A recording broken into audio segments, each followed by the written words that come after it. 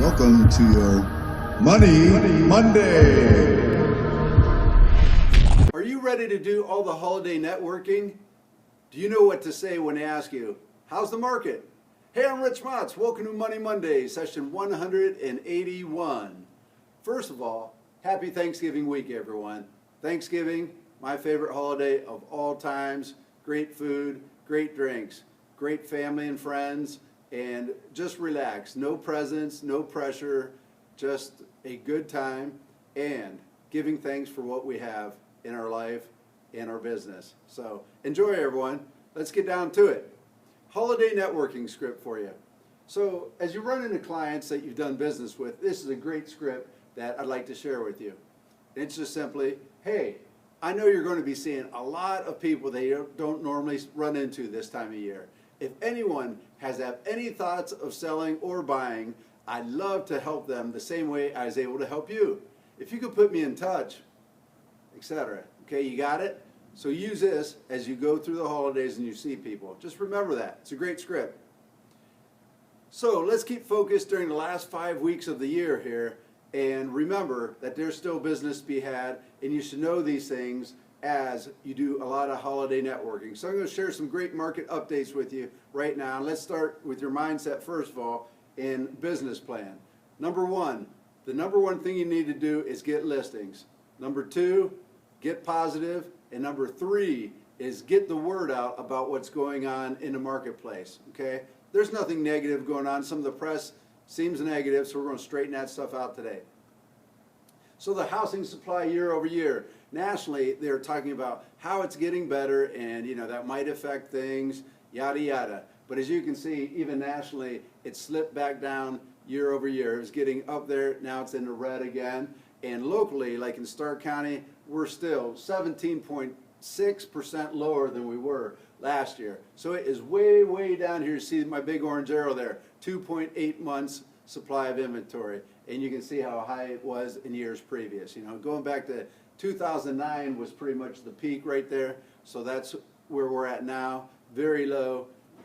So that's a myth if you think housing supply is being built back up. In fact, this next slide is a pretty cool slide. Homeowners believe there's more houses for sale this year. So 45% there, nearly half of all the homeowners saying there are more homes for buyers to choose from in their communities now than there were a year ago. So that's their perception. They think there's more. In reality, there's actually less.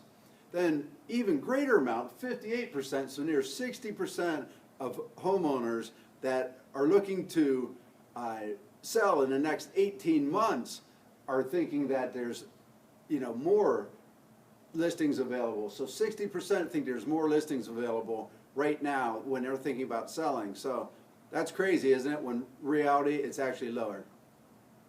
One of the number one reasons not to sell in the spring, not to wait to sell in the spring, is the supply of new listings increases dramatically, substantially entering the new year, including new construction, which could lower the demand for your house.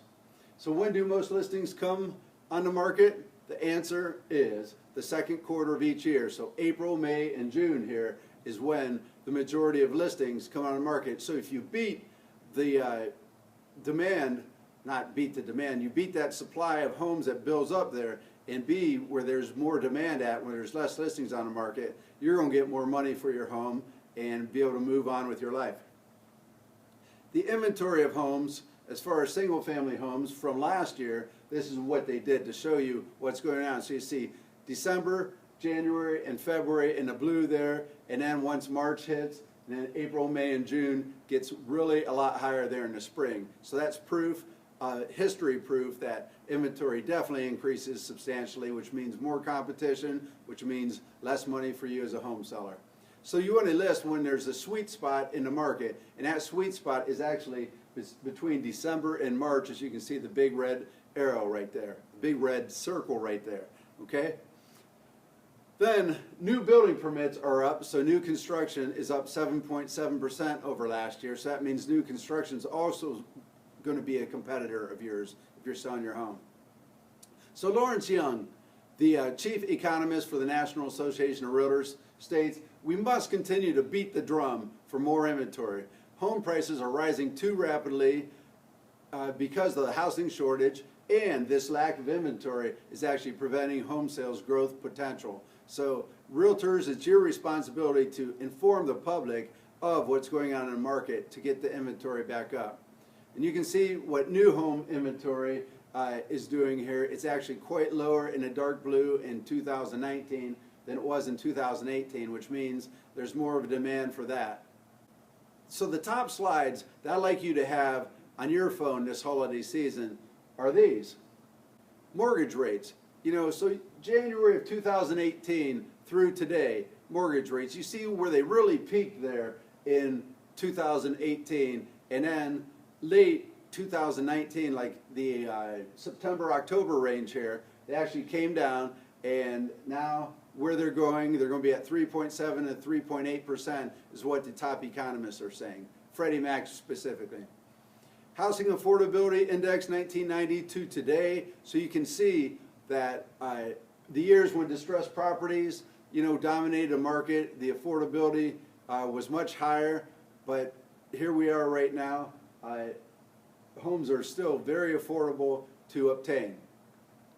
One of the highest points, you know, in history besides the distress period of homes, so it's a great thing.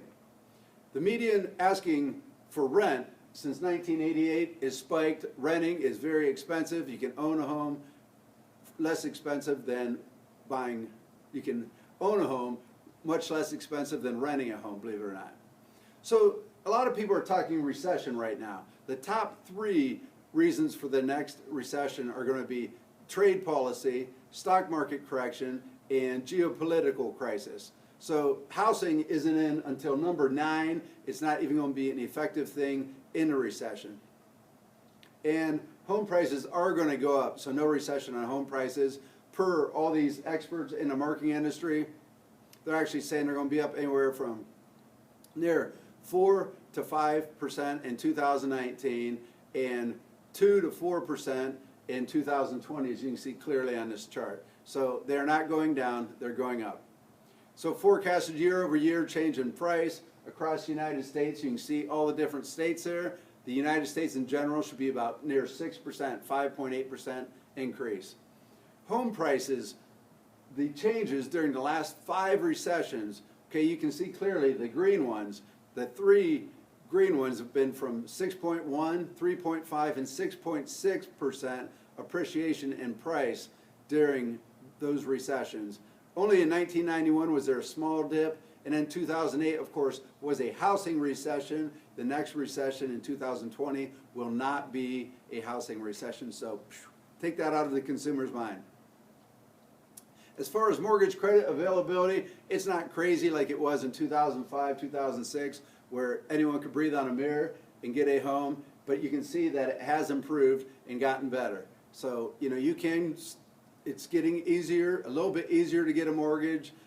It's not as easy as it was back in 2005, 2006, so nothing crazy is going to happen.